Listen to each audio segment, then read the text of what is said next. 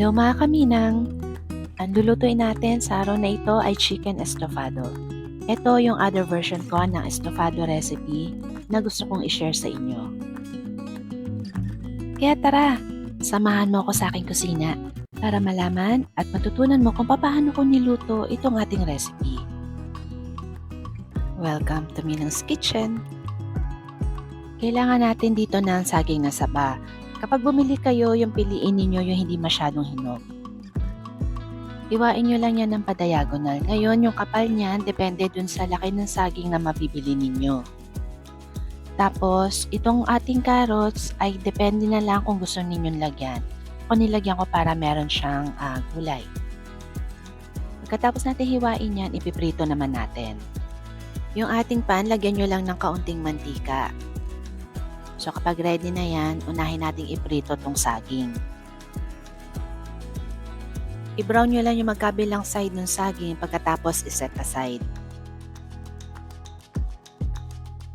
Pagkatapos natin maprito yan, yung carrots naman.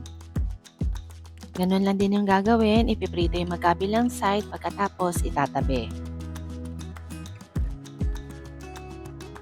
Then proceed na tayo sa ating pagigisa. So ayan, inilagay ko na yung ating hiniwang maliliit na bawang. Igisa natin yan hanggang sa maamoy lang natin yung kanyang aroma. Pagkatapos, isunod na agad natin yung ating hiniwang maliliit din na sibuyas. Igisa natin ito hanggang sa makita natin na maging translucent. After naman natin dyan, ilagay na natin yung ating chicken. Bago tayo mag-proceed sa pagigisa, maglalagay muna tayo ng asin at saka ng pamintang durog. Pagkatapos niyan, igisa natin ito for 5 to 8 minutes o kaya naman hanggang sa ma-brown natin yung magkabilang side ng ating chicken. At habang inaantay natin yung mga kaminang, baka naman hindi ka pa nakasubscribe sa ating channel.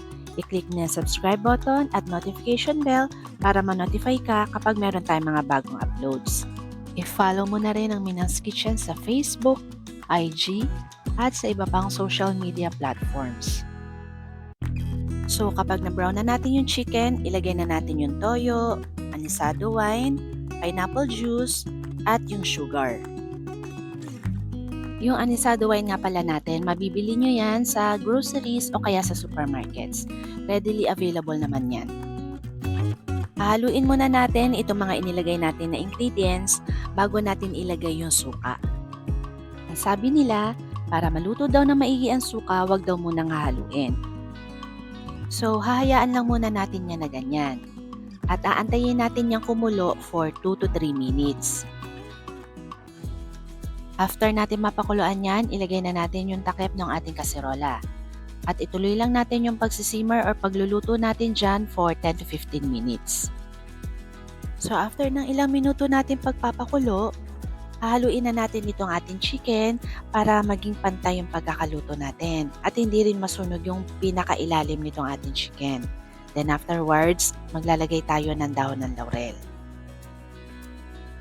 Tapos, ibalik natin yung takip at ituloy lang natin yung pagluluto natin for 8 to 10 minutes o kaya hanggang sa lumambot na yung ating manok. At this point mga kaminang, malambot na itong manok natin. So pwede na nating isama dito yung pinirito nating saging at carrots kanina. At bago nyo nga pala ituloy yung pagsisimmer, tingnan nyo muna kung kulang na yung liquid ninyo or mas gusto nyo ng mas maraming sauce, maglagay kayo ng tubig. Saglit na lang natin to isisimmer hanggang sa maluto lang yung ating saging at carrots. Ayan mga kaminang, this is almost done. Pero syempre kailangan muna natin itong tikman at i-adjust natin yung mga ibang pampalasa kung kulang sa alat o kaya sa tamis. At kapag okay na sa inyo yung lasa, pwedeng-pwede na natin itong ihain.